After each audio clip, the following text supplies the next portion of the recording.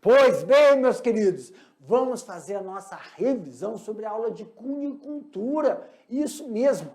E ó, pega o caderninho logo, já vai abrindo aí, vai logo anotando todas as questões, item por item, porque daqui a pouco, assim que terminarmos essa revisão, vai ficar aí fazendo as atividades para o tio depois voltar e corrigir junto com vocês.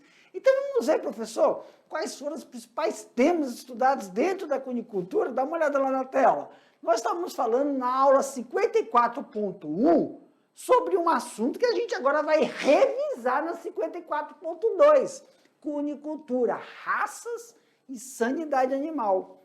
Dentro dessa situação aí, ó, vimos as melhores raças, tanto para pet quanto para corte, né? Produção industrial, produção, fornecimento de carne. Só que nós vimos que tem um determinado manejo nutricional. E o manejo nutricional está relacionado com o quê? Manejo sanitário. Professor, então só para a gente logo ver rapidamente, vamos passar, só para rever, eu nem vou pela parte... Eu não vou fazer o item de pet, vamos somente para as raças já utilizadas nas criações. Nova Zelândia. Qual é a outra? Califórnia. Qual é a outra? Só chinchila. Entre chinchila, Califórnia e a Nova Zelândia, o que eu vou frisar aí, ó? Pro tio aqui. Chinchila, Nova Zelândia e Califórnia, cada uma tem uma adaptação. Todas são excelentes para pelo e carne, dupla aptidão. Mas o que a gente vai frisar? Sempre ficar atento, olha aqui, ó, ao comprimento do pelo e ao peso do animal. Eu já estou apontando aqui para macho e fêmea. Isso é importante, chegar ao peso na fase adulta, para o bom desenvolvimento desse animal, principalmente as fêmeas, que alcance o peso e a idade, que ela tem que chegar naquele peso, é importante para que ela entre no cio, para que as funções fisiológicas das matrizes ocorram no período ideal para que a gente mantenha um fluxo de produção. E o que a gente faz para melhorar, professor? Cruzamento. Nós falamos que o cruzamento entre chinchila, Nova Zelândia e chinchila, Nova Zelândia e Califórnia, eu quase estava esquecendo. Chinchila, Nova Zelândia e Califórnia vão favorecer um melhoramento genético para a produção em tempo ideal, tanto de carne, também um animal mais rústico, um animal que não tenha tanto problema durante o processo de criação, que possa prejudicar a qualidade do couro, né, para a produção de pele depois de passar pelo processo de curtição, tá bom? Aqui na tela, meus queridos, vimos também o que, professor? Falamos também sobre a alimentação desse animal. Então, deixa eu só lembrar uma coisa para vocês. Em relação à alimentação, o que temos que frisar aqui, professor? Vou deixar essa tela aí, mas vem aqui para mim. Que dentro do processo da cunicultura, frisamos não só que cada setor, reprodução tem uma ração específica. Maternidade, a ração específica são para as fêmeas. E tem a cria, não é isso? Que é a maternidade, que é a creche, para não confundir lá com suíno. Reprodutores, né? Macho e fêmea, temos a maternidade, creche, e da creche engorda. Cada setor desse é um tipo de ração específica. Mas o que nós frisamos foi na maternidade. Na maternidade, a partir dos 14 dias até os 21, começa o período de transição, alimentos líquidos para os sólidos, só filhote. A fêmea, as mães, as matrizes ainda continuam com a ração, uma ração específica para que tenha do primeiro até o 14º dia, aqui ó, primeiro até o 14º dia, forneça aos filhotes nutrientes necessários para que eles tenham aí um melhoramento do sistema imunológico deles até os 21 dias. São filhotinhos que nascem peladinhos, pequenininhos. Eles finalizam no ambiente extracorpóreo, extrauterino ali deles, né, placentário, na verdade, o desenvolvimento. Os olhinhos foram fechados, são pequenininhos. Então, eles vão começar a desenvolver o pelo deles fora. Não é isso? Então, nesse momento, o alimento líquido, o leite materno, tem que ser muito nutritivo. Então, é uma ração específica para as fêmeas. A partir dos 14 dias para frente, ocorre a introdução gradativa de quê? Forrageiras. Então, o que se recomenda, professor? Que comece a introduzir, então, uma alimentação sólida para eles, utilizando vegetais. Depois introduz o farelo e depois a ração, tá bom? Para os filhotes, que é em forma de pellet. Desta forma, eles vão conseguir um desenvolvimento para ocorrer o processo de desmame e serem levados para a recria, que a gente conhece como creche. E depois da recria, eles vão lá no 28º, 30º dia para a engorda. E sempre lembrando, a cunicultura não é um sistema que tem piso, calçadas, é no chão batido. Então, esse animal, temos que ter um animal com um processo de resistência, rusticidade, tá? Favorecendo aquele ambiente. Aumenta a tela. Outra coisa que nós vimos também, que temos que sinalizar aqui para vocês, é o processo de manejo sanitário, as instalações. Tá? E dentro desse manejo sanitário, temos as recomendações que devemos levar em consideração entre a drenagem das valas, remoção das fezes, a limpeza para evitar os gases, correção do nivelamento dos bebedouros, comedouros, evitar que o farelo, o resto de ração, que é em forma de pellet, fique em forma de farinha e evite que ocorra o quê, professor? Uma diarreia nesses animais devido à fermentação que pode ocorrer, né, da ração. Dividir esses animais por faixa etária, isso é muito importante. E também evitar o quê, professor?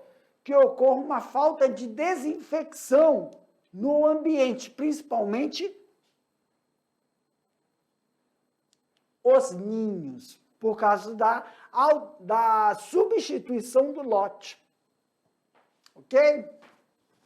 Aqui, galera, meu Deus, eu estava falando, já estava pensando que era uma aula normal. Vou finalizando, então, aqui o nosso bate-bola, nosso jogo rápido. Fiquem fazendo essa atividade, já já eu volto para corrigir. Miséria, eu quase esqueci. Tchau, gente.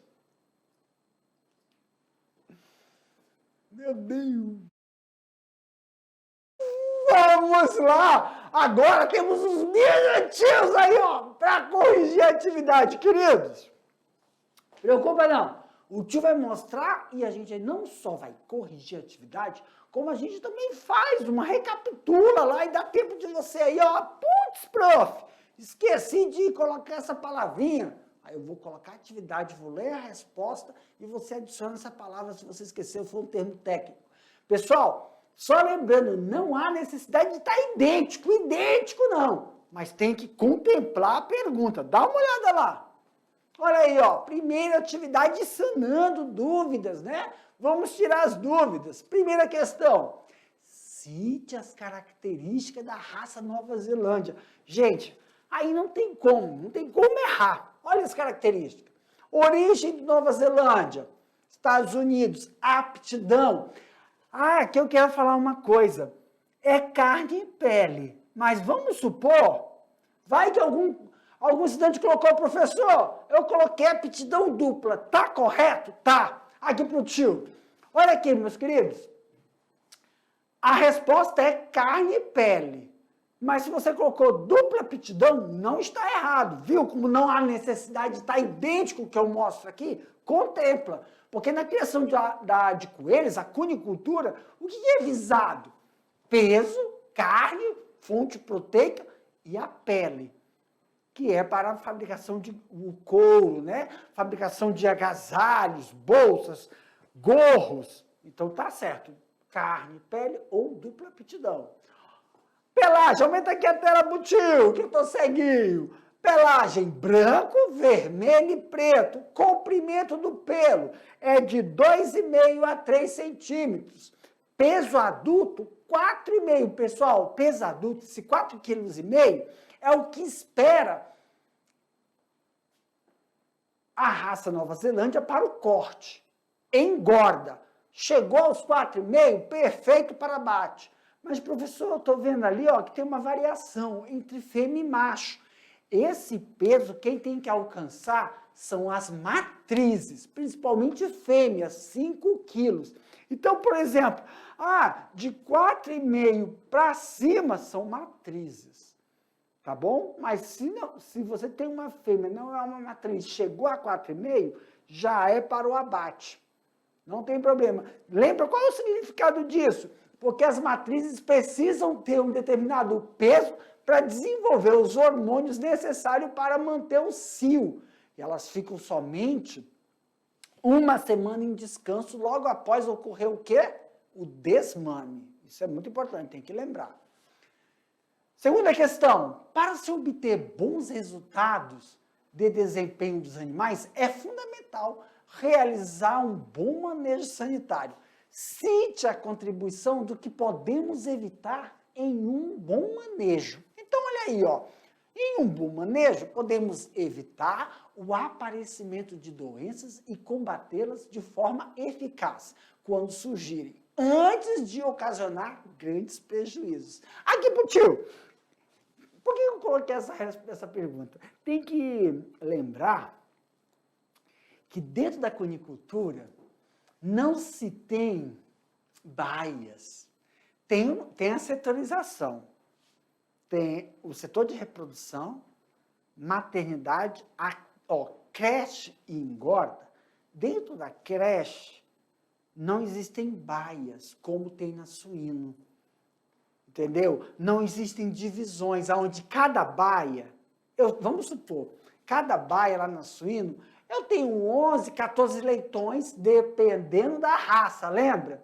E eles crescem ali para engorda. Então, se tem alguma infecção, alguma diarreia, alguma doença, está dentro daquela baia. Os outros não estão sendo atacados, não vão ser infectados. Então, tem como eu controlar.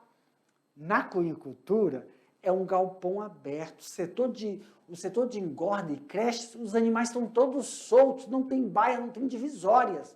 Então, se ocorrer um processo infeccioso, respiratório no animal, uma diarreia, um problema dermatológico, a proliferação pode ser mais rápida. Então, tem que tomar muito cuidado. Então, a gente tem que evitar. Isso é importante, tá bom, pessoal? O controle. Aumenta aqui para mim. 3. Cite as características da raça chinchila. Outra questão mais amena, mais facinho. A origem da França, também pele e carne, aptidão. Você pode colocar a dupla aptidão e a pelagem. A chinchila, dentro das pelagens fusionadas. Significa o quê? Fusionadas, perdão. Fusionadas. Significa que é constituída por 3 cores, tá bom? Tendo como base a cor cinza, tá? Puxando um degradê para o branco e as pontas são pretas, tá bom? Criando um conjunto cinza mais claro ou escuro. Quer dizer, existe essa densidade. Claro que a maioria prefere aí o mercado, esse cinza mais escuro. Tá bom, pessoal? Então, esse processo de cruzamento nos reprodutores vão favorecer que você obtenha um produto diferenciado no mercado. Questão 4. Grande atenção deve ser dada diariamente na verificação dos comedouros, que não devem acumular pó. Esse pó, na verdade, aí tá bom, é a ração, ela é em grânulo, né? Ela é em PET. E aí, se você apertar, o coelho está comendo, vai ficar aquele farelinho, fica um pozinho ali. Descreva o manejo que o cunicultor deve proceder nesta etapa. Olha a resposta. Uma vez por semana, no mínimo, o cunicultor deverá retirar as sobras da ração do comedouro e proceder à limpeza, peneirando e reutilizando a ração. Vem para mim aqui, queridos. Eu coloquei essa questão porque durante a aula, lembra que eu falei? Tem que tomar muito cuidado para evitar que fique esse farelo no comedouro e ocorra o processo de fermentação. Nos livros de criação de cunicultura, sempre vamos encontrar isso aqui, pessoal, uma vez por semana. Eu quero lembrá-los, não é que está errado. A prática de criação de coelho, ela vem do sul do país.